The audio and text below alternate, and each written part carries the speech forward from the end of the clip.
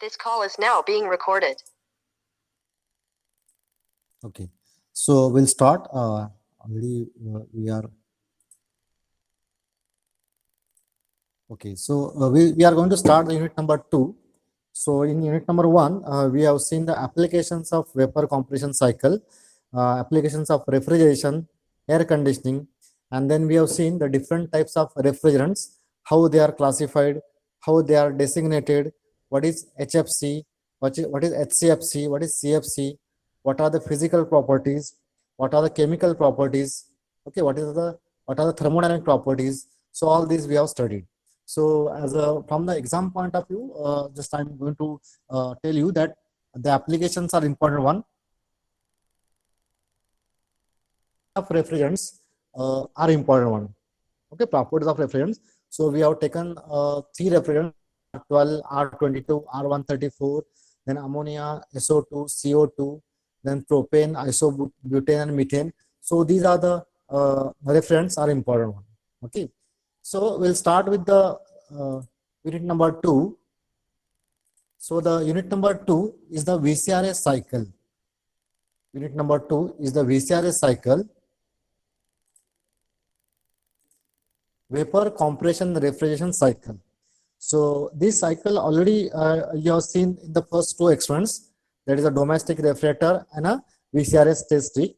Now we are going for how this cycle is going to work and what are the thermodynamic aspects of this cycle, and then we'll see how to improve the COP of the cycle. So that is the aim of this particular unit. So major learning objectives are to understand the vapor compression refrigeration system. We are calling it as a VCRS system. Its cycle means representation of the cycle on the pH diagram as well as on the TH diagram, and then the calculation of COP, refrigerating capacity, the cooling load coming on the system. So all these parameters we have to find out. Okay, so basically first we'll see the refrigerating systems or air conditioning systems, then pH diagram, TH diagram, how to find out COP, how to find out refrigerating capacity, how to find out cooling load, and then how these cycles are going to improve. So generally the air refrigeration is not used, vapor refrigeration is used. So air refrigeration systems are having some disadvantages, like it is not suitable for a smaller capacity. The system has the air refrigeration is having some advantages. System has a smaller in size for a given capacity of refrigeration. Less running cost, can be employed over a large range of temperatures. COP is quite high. Initial cost is high, and prevention of leakage is major problem. So once again I'm repeating the advantages of VCRS over air refrigeration system.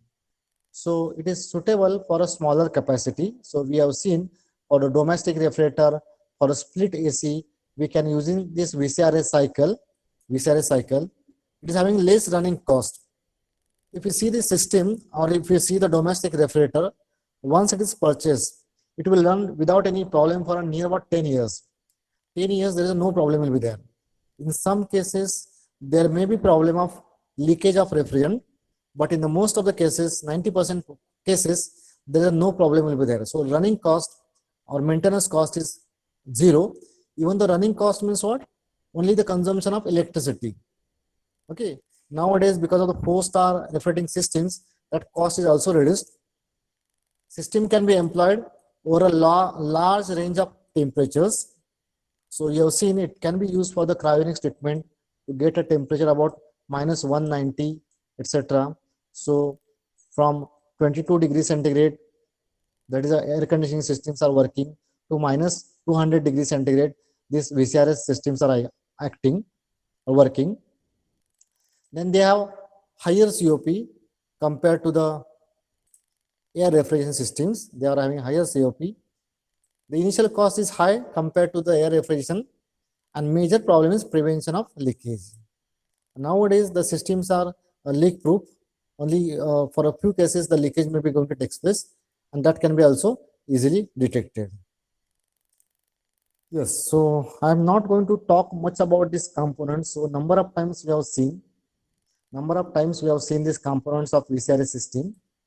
So it consists of a compressor. Across compressor, we have high pressure and low pressure, condenser. Then we have a receiver tank, expansion device, evaporator. These are the major four components of this VCRS system.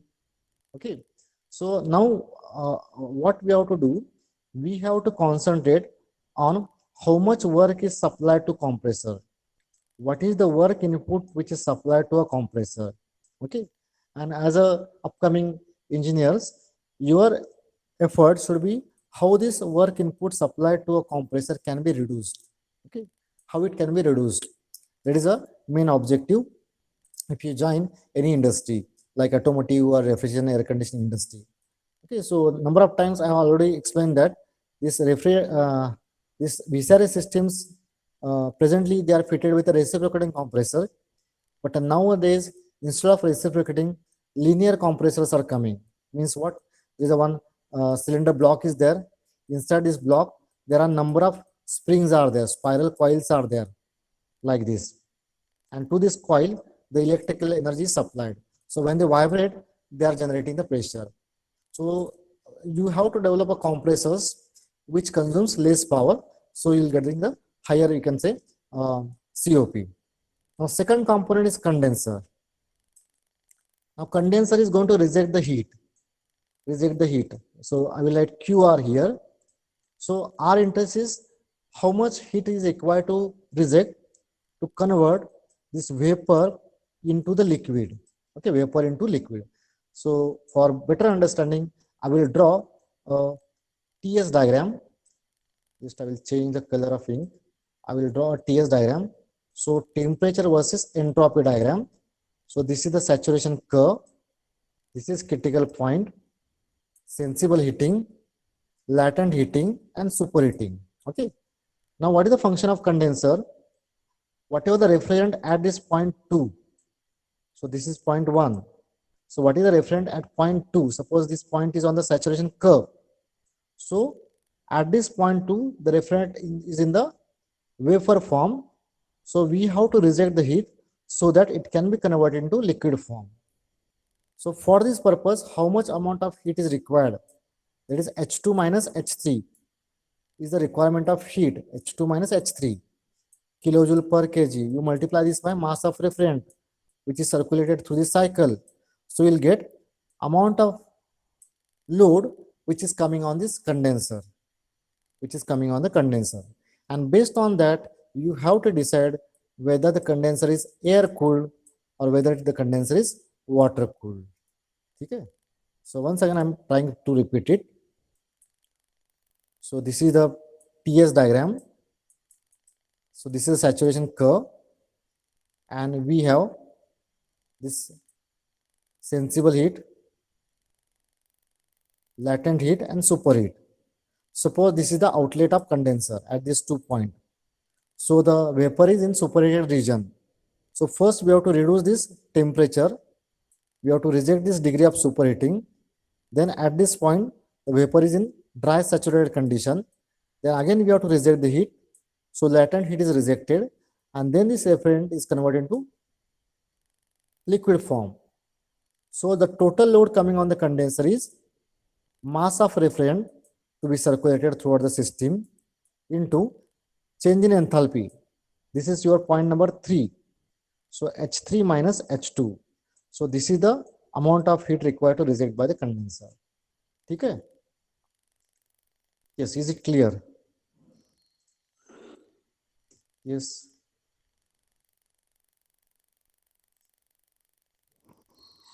Yes, is it clear?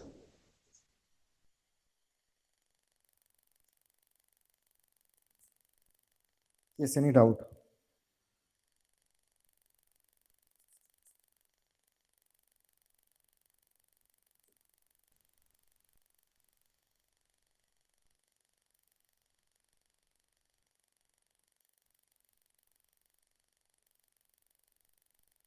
Yes, any doubt? Hello. No, sir. Yes. Okay.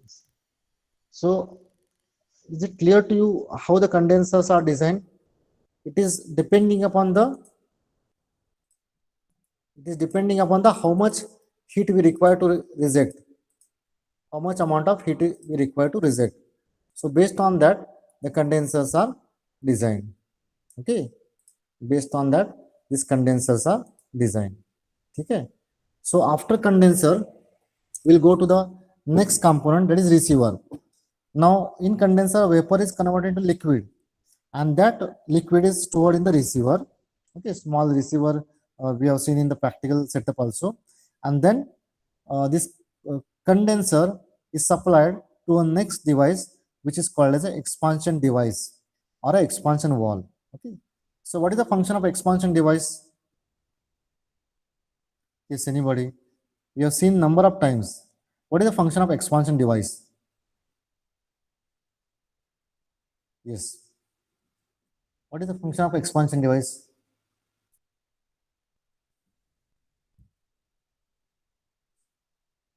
What is the function of expansion device? Yes, anybody? Yes. Okay. Now listen here. To reduce the function of expansion device, listen here, to decrease the pressure from condenser pressure to a evaporator pressure. Generally, the condenser pressure is near about 10 bar. From 10 bar, and evaporator pressure is little higher than atmosphere, like 2 bar. So the function of expansion device is to decrease the pressure from 10 bar to 2 bar.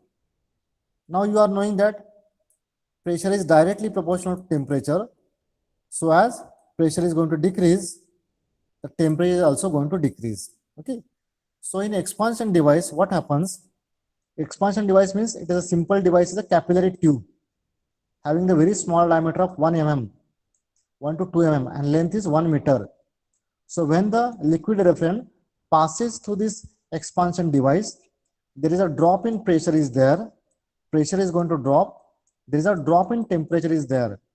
Drop in temperature is there. And while passing through this tube, some part of the liquid is going to convert into vapor. And for this conversion, it will take the heat from the liquid refrigerant. Okay, it will take the heat from the liquid refrigerant. So part of liquid refrigerant is going to convert into vapor, and it will take the heat from the liquid refrigerant. So because of that, the temperature of the liquid refrigerant is going to fall. So that is the function of expansion device. The function is to decrease the pressure, decrease the temperature. So whatever the temperature at the outlet of the expansion device, it should be lesser than the temperature of the goods or of the vegetables that you are going to store. Suppose you are storing the vegetables at 7 degrees centigrade. So your liquid refrigerant at the outlet of expansion device, it should be at a, suppose, minus 3 degrees centigrade, at minus 3 degrees centigrade. Okay. Okay. So then only because of the temperature difference, it is going to absorb the heat. And the last part in the system is evaporator. Now evaporator means what? If you observe, this is the evaporator. These are nothing but the tubes. So after expansion device, at point 4, your evaporator is going to start. So liquid refrigerant is circulated through this evaporator. It will absorb the heat of the vegetables or foods, and it is going to convert into vapor. Okay, so 4 to 1 is the evaporation process. So at the exit of evaporator, we have vapor refrigerant at low pressure and at low temperature, at low pressure and low temperature. And that is again circulated through a compressor, and it is going on repeating till we are not getting the required refrigerating effect. Okay, because in a one cycle, it may absorb the 10 kilojoule of energy. In next cycle again 10, like that. Sir We are तुमची going to screen बंद झाली आहे. okay, sorry. Just a minute.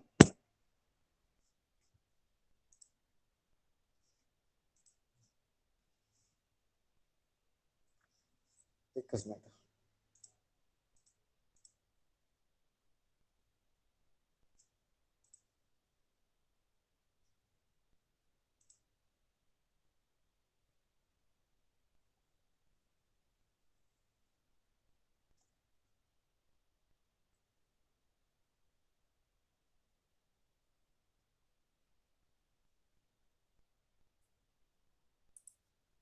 Just a minute, I'm joining once again.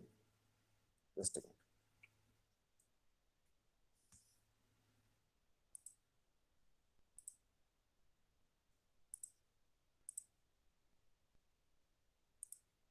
Okay, so now it is visible.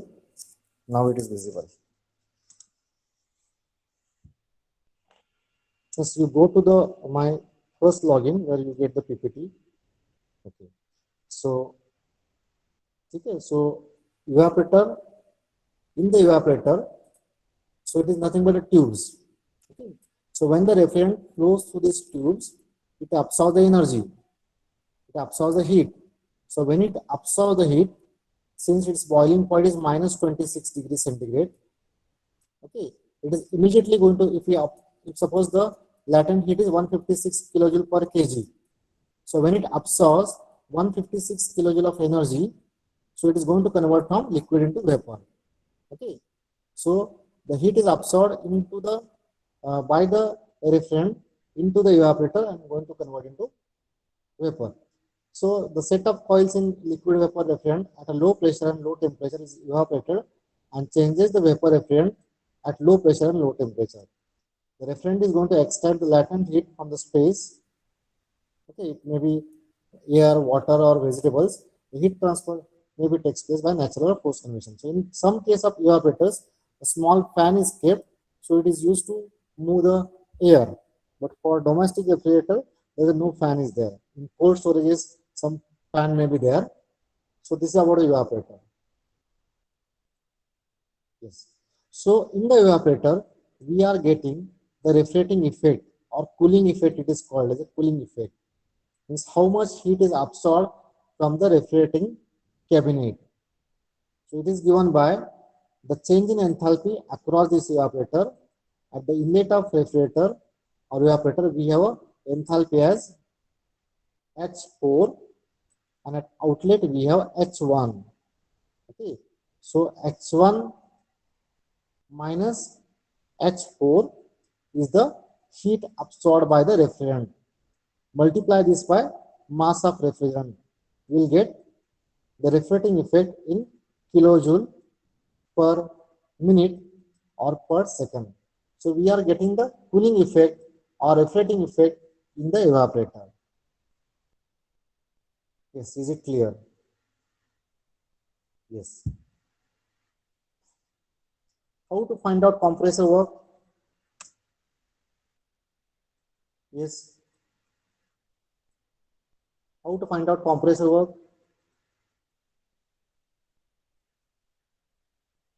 H2 minus H1. Yes, H2 minus H1. Okay? H2 minus H1. Then what is the amount of heat rejected by the condenser? Yes, Mallari. H2 minus H3. H2 minus H3, correct. And what is the refracting effect we are getting? RE?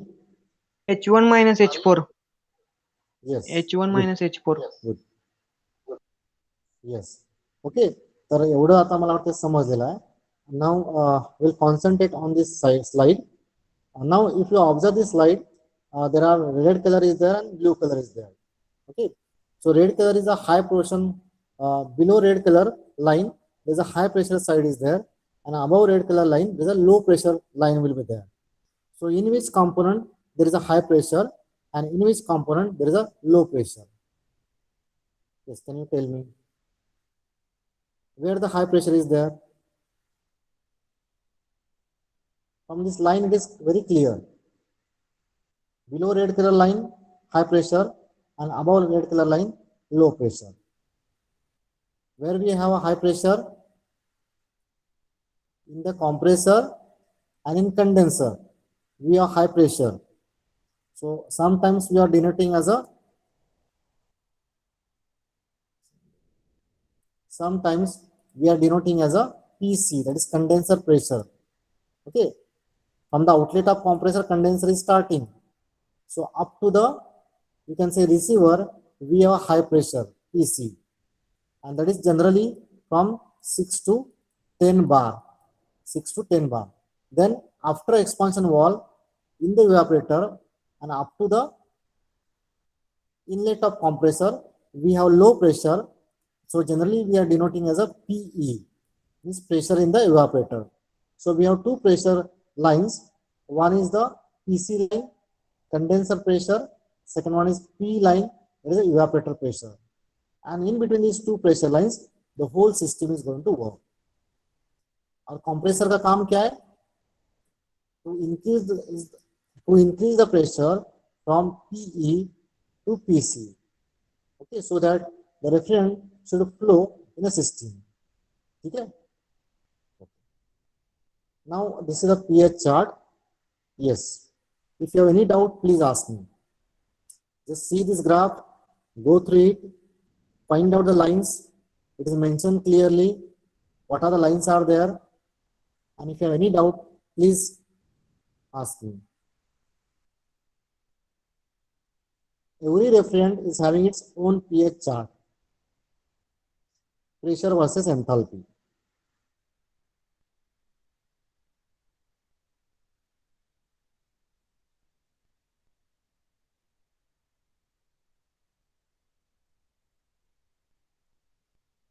Okay, I'm going to ask the questions. Please try to answer it. What is this red color dome? What about this red color dome? Yes. Saturation curve, sir. Yes, correct. Saturation curve is there. Topmost point is called as a critical point. Okay. Now, left side of this saturation, left side of this critical point and right side of the critical point. On the left side, if you observe, subcooled liquid region here mentioned. Subcooled liquid region mentioned means what? Towards the left side of this critical point, above this saturation curve, there is a liquid is there. Liquid is there. If you move towards the right side of this critical point and above this saturation curve, here it is mentioned superheated vapor region. Means any point lying towards right side of this saturation curve, it is in the superheated region. Okay? So we have liquid region towards left, superheated region towards right. What about the thing below this saturation curve? Yes. What about the below saturation curve? Here it is liquid and here it is vapor. Yes, anybody?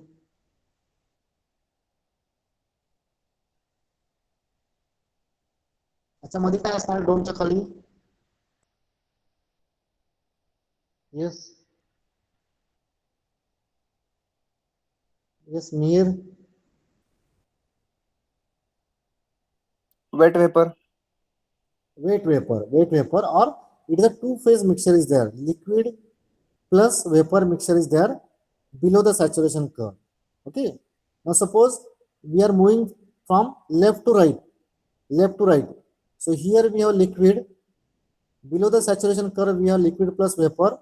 And after saturation curve, all the liquid is going to convert into vapor and we have superheated region. Okay, so this is a part of thermodynamics. So already you might have studied.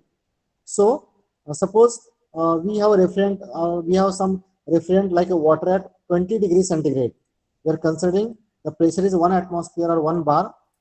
The refrigerant is water. Okay. Now water at 1 atmosphere, suppose it is at 25 degrees centigrade.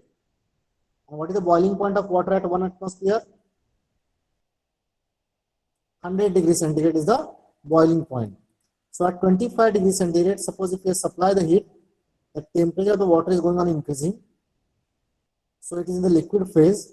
The amount of heat added is called as sensible heat. At 100 degrees centigrade, liquid starts to convert into vapor. So this point is called as a liquid saturation point. After that, it will become state because the latent heat is only added. We have two-phase mixture, liquid plus vapor. So we have state line because two-phase mixture is there. So at this point, we have liquid. So liquid starts to convert into vapor. And at this point, we have only vapor. Okay. Then this point is called as a dry saturation point. This point is called as a dry saturation point, vapor dry saturation point. And this point is called as a liquid saturation point. And then after this, again, if you supply the heat, it is going to convert into superheated vapor. Okay, superheated vapor. So why this is important one? Suppose this is called as a sensible heating. Temperature is increasing. We can sense by a thermometer. Then this is called a latent heating. After that, there is a superheating is there. So three types of heat is added: latent heat, sensible heat, latent heat, and superheat. This is added when we have to convert the water at 50 degrees centigrade into vapor at 100 degrees centigrade to the vapor at 250 degrees centigrade. So when we have to convert the water at atmospheric condition into the vapor at 250 degrees centigrade, we have to add sensible heat, latent heat, and superheat. Okay? So we have three regions: liquid, then liquid plus vapor, and only vapor. Okay. So why I am telling this, because in the condenser we have to reject the heat. At the end of compressor, suppose we have superheated vapor. Now this superheated vapor, if you have to convert into liquid form, first we have to reject this heat from 2 to 2 dash. We have to reject the superheat, and then we have to reject the latent heat. We have to reject the latent heat. Then only this vapor in a superheated form is going to convert into liquid. So vapor into superheated form, it can be converted into liquid. So any point lying on this line, which is called a liquid saturation line, the phase of working medium will be in liquid. And any point which is lying here on the left hand side after the critical point, it is in the dry saturated condition. It is in the dry saturated condition, and here it is in the liquid saturation condition. Okay. So this is about this dome and the liquid saturation line. If you observe here, liquid saturation line is mentioned. This is the vapor saturation line. Where these two lines are intersecting, it is called as a critical point. Liquid subcooled region, superheated region, and wet region, and critical point. Yes. Any doubt is there? Any doubt if anybody is having? No, sir. Okay. Now listen carefully. We are concentrating on the lines. So this dome is saturation curve. Dome is saturation curve. Now, constant pressure lines, first of all the horizontal lines are the constant pressure lines. Okay. The pressure is mentioned in bar. 1 bar, 2 bar, 10 bar, like that. Okay. Then, if you observe constant enthalpy lines, the vertical lines, these are stands, these are going to stands for the enthalpy, H. So horizontal lines are for pressure and vertical lines are for enthalpy. If you have to want to read the pressure, you have to refer the y-axis, and if you have to read the enthalpy, you have to refer the x-axis. Okay, so these are the two lines. Next lines, temperature lines. There are two types of temperature lines if you observe. One is of blue color and second one is of red color. Okay? So if you observe, this is the partition, that is critical point.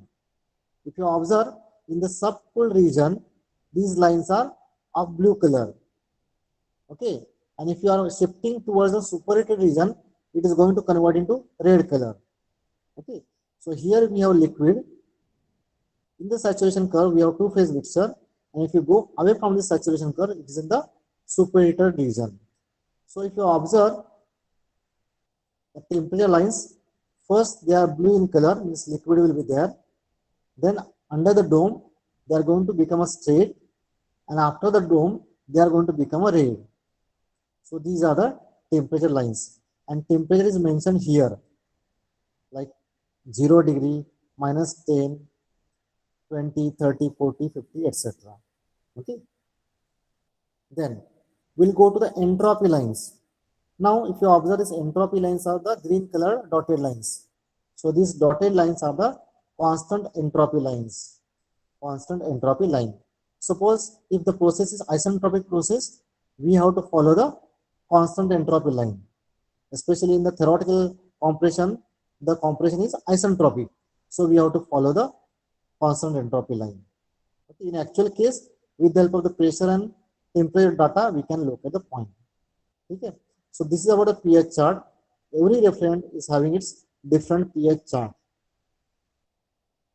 Yes, any doubt about the enthalpy line, pressure line, temperature line, and entropy line? Now you may say why the line is straight, temperature line is straight under a dome.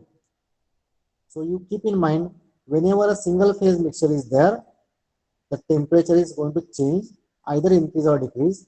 And whenever two phase mixture is there, the temperature T remains constant. So here we have two phase mixture, so temperature remains constant.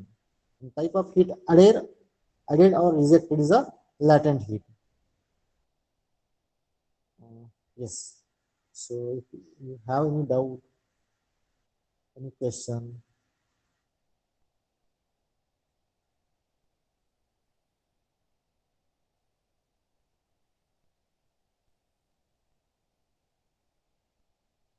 Yes, anybody is having any doubt? Need more clarification?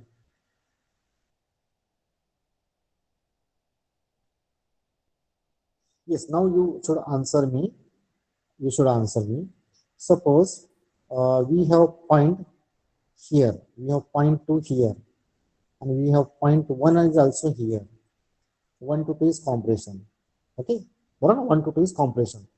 So can you tell me the state of refrigerant at the inlet of compressor and at the exit of compressor? 1 to 2 is compression process. So this is a compressor, WC. What is the state of refrigerant at point 1 and state of refrigerant at point 2? Yes, anybody?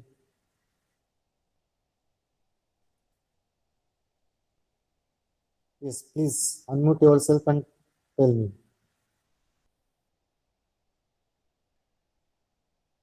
Okay. हाँ बोला. Hello. Hello Malhari. हाँ बोल. Dry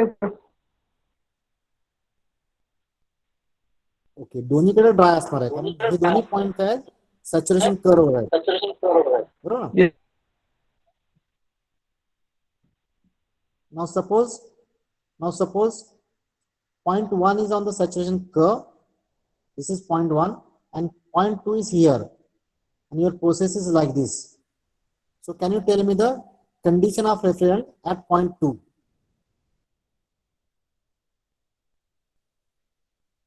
Yes.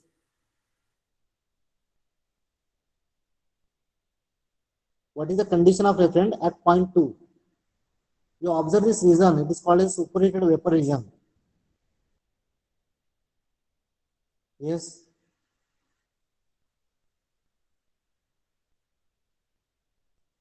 So this is the partition, liquid, here it is superheated vapor, and here liquid plus vapor. So we have the point 2 will be at the superheated region. Okay. Now from 2 I will go here. This is your point 3. Now what is the condition of refrigerant at point 3? Okay, I will draw it once again. So this is the 1 to 2 process. Now we have point 3 here. So what is the condition of refrigerant? wet vapor. Wet vapor. Okay, but we don't require the wet vapor. We require only liquid. So that's why the amount of heat rejected should be such that in a condenser, this is the condenser, it is rejected, so that all the vapor is going to convert into liquid. Okay. Okay. Now, if the point 4 is here, means what? We have a two-phase mixture, liquid plus vapor. Okay. Now, if you go beyond this, the subcooled region, now you tell me. I will just draw once again. So these are the, this is PC suppose, and this is we have PE. So 1 to 2 we have drawn. Now we have gone beyond this point. What is this point? What is this point? What is the name of that point? It is on the liquid saturation point. Suppose we are cooling beyond this point 3 and we are reaching here. Now we are calling it a 3 dash. Now this is in the subcooled region, and then we are if are expanding. So this is previous point. This is 4 dash, and this is 4. What is the effect? What is the effect? The effect is your refracting effect is going to increase from 1 minus 4 dash to 1 minus 4. So what we are going to study now, we are going to study the different VCRS cycle on pH diagram, and we have to think how to increase the efficiency or how to increase the COP of these cycles. Okay. So now, up till now, I am assuming that this pH chart is clear to you. You should know what is this saturation line. You should know what is the saturation liquid line, saturation vapor line, what is critical point, what is subcooled region, what is superheated region, then temperature lines, entropy lines. These are temperature lines running like this, entropy lines running like this, pressure lines horizontal, and enthalpy lines vertical. I think these things are clear to you. Yes, if any doubt is there, we will discuss.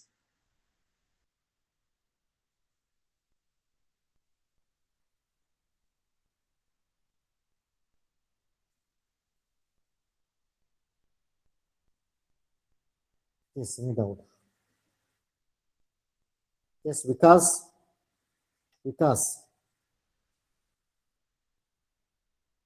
Rathod.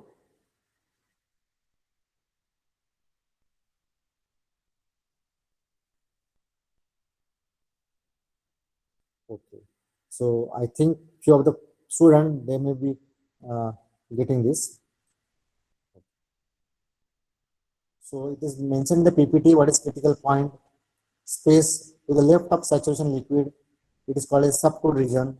Space to the right of saturated vapor line is called a superheated region. Space between saturated liquid line and saturated vapor line, it is called a wet vapor region. So this is the TS diagram, already I have explained. So this much amount of heat added, it is called a sensible heat. Then this is the horizontal line in which the amount of heat added is called as latent heat, and after that amount of heat added is called as a superheat. Okay. So this is the TS diagram. So up to this liquid saturation line or liquid saturation point, amount of heat added is called as a HF. H stands for enthalpy and F stands for fluid. Amount of heat added is called as a sensible heat. Then we have a straight line or a horizontal line from liquid saturation point to a vapor saturation point. This is called as a liquid saturation point, and this is called as a vapor saturation point. So whatever the amount of heat is added, it is called as HFG. H stands for enthalpy, F stands for fluid, and G stands for gas. So it is a mixture of fluid and gas. Amount of heat added is called as a latent heat. And then from vapor saturation point to up to this superheated point, suppose 2 dash to T2. So whatever the heat added, it is called as a superheat. So up to this point, that is vapor saturated point, amount of heat added is called as a total heat. it is denoted by Hg, and after Hg, whatever the heat is added, it is called as a degree of superheat. So HFG, at this point we have Hg, that is summation of HF plus HFG, and after this we have degree of superheat. So in the thermodynamics, you have studied these things in a better manner. So just it is a revision. So I will just tell you the formulas, how to find out the enthalpy of this particular vapor. So what is the enthalpy of the wet vapor? What is the enthalpy of the dry vapor? And what is the enthalpy of the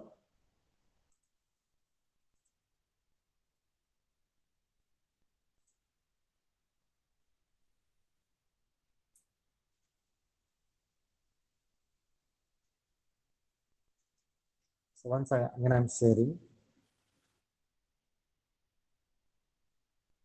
So we are here. We are here. So these are the some formulas. What is the enthalpy of wet vapor? Enthalpy of wet vapor is denoted by H, weight. You can do any notation. It is HF. It is HF plus X into HFG. What is X? X stands for the dryness fraction. HF plus X into HFG. This is the enthalpy of wet vapor. And enthalpy of the wet, entropy of wet vapor, SF plus X into SFG. Then enthalpy of the dry vapor, that is Hg, which is equal to sensible heat, that is HF plus latent heat, HFG. And entropy of dry vapor is equal to SF plus SFG, sensible entropy plus latent entropy. Then we will go to the third state, that is superheated vapor. Superheated vapor, the enthalpy H sup is equal to HF, sensible heat, HFG, latent heat, plus Cp, that is the specific heat of the superheated vapor, into T sup minus T sat. T sup means superheated vapor temperature, T sat means saturation vapor temperature. Or we can write it as H super is equal to Hg plus Cp into T sup minus T sat. Okay. So that is the enthalpy of the superheated steam. So Hg into Cp into T sup minus T sat. In the same way, the entropy of superheated steam vapor, it is Sg plus Cp into ln log to the base E into T sup by T sat. T sup by T sat. So these are the formulas which are required for the analysis of the different cycles. Okay. Either we may have to find out Cp, we may have to find out T sup. Okay, T sat is generally given. Okay. Okay. So with this formula, now we'll go to the pH diagram. Okay, pH diagram. So you refer this point 1, 2, 3, 4 in the devices, on the devices, and refer it on the pH chart. Okay. Now point 1. Point 1. It is the inlet of compressor. Okay. Point 1 is the inlet of compressor. Now this point 1 is located based on the condition of the refrigerant. If it is in the wet form, this point 1 goes inside the saturation curve. If it is dry, it is on the saturation curve. If it is superheated, it will goes out of this saturation curve. So there are 3 cases are possible. Refrigerant may be wet at the inlet of compressor. So this point shifted inside this dome. If it is dry, it is on the dome. If it is superheated, it is outside the dome. So this is the inlet of compressor. So this is the pressure line, which is a evaporator pressure line. 1 to 2 is isentropic compression. So we have to follow, suppose now the point is on the saturation curve. So refrigerant is in the form of a dry vapor. So we have to follow the constant entropy line, which is a green color dotted line, up till the condenser pressure PC. So when it intersect, we'll get the point 2. So 1 to 2 is isentropic compression. So how to draw pH chart? Locate the point number 2, 1 on the saturation curve. 2 is the intersection of condenser pressure and constant entropy line. Then next, so amount of work input supplied, that is WC, is equal to the change in enthalpy across the compressor, that is H1, H2 minus H1. It is in kilojoule per kg. Kilojoule per kg. If you multiply this by mass of refrigerant, it becomes kilojoule per second. Okay. So this is the compressor where we have to find out. Then second component is condenser, which is from 2 to 3. The heat is rejected. We are calling as a QR. Now point 2. Point 2 is in the superheated region. Okay. So 2 to 2 dash, we are giving a notation as a 2 to 2 dash is the rejection of superheat. 2 dash is the point on the saturation curve. So we have vapor. And 2 dash to 3, rejection of latent heat.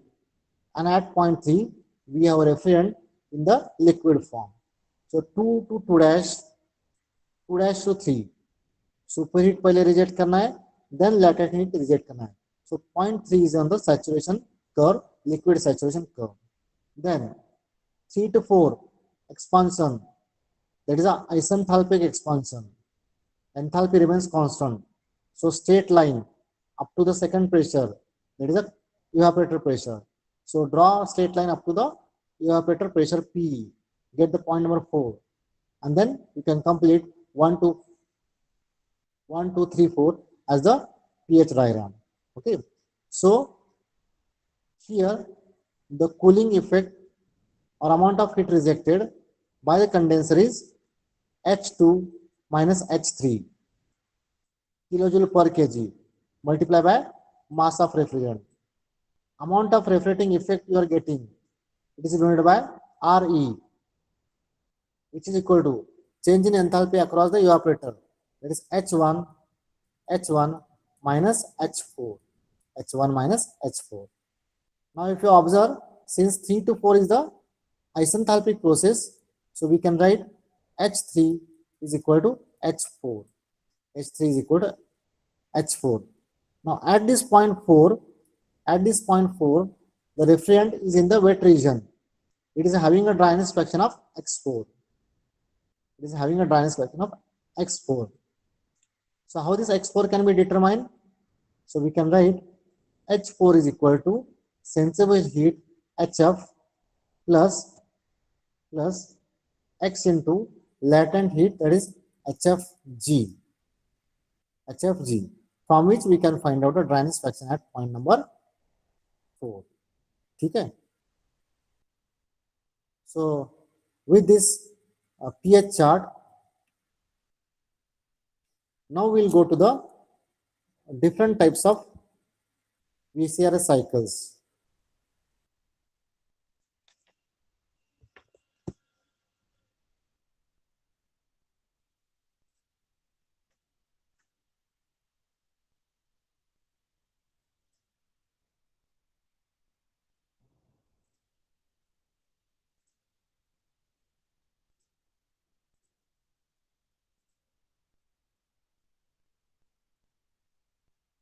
Yes, any doubt?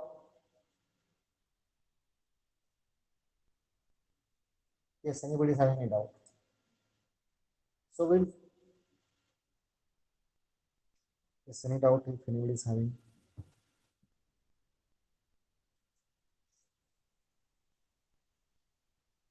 Please try to understand this pH chart, what are the process,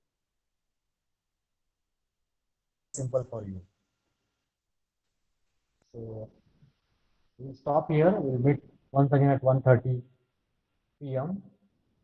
So just I'm going to circulate the attendance sheet.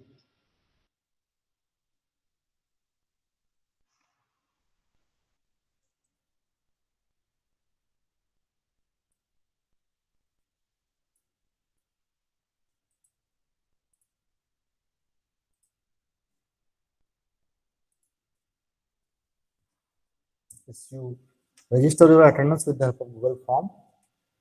Yes, till time we discuss any doubts are there.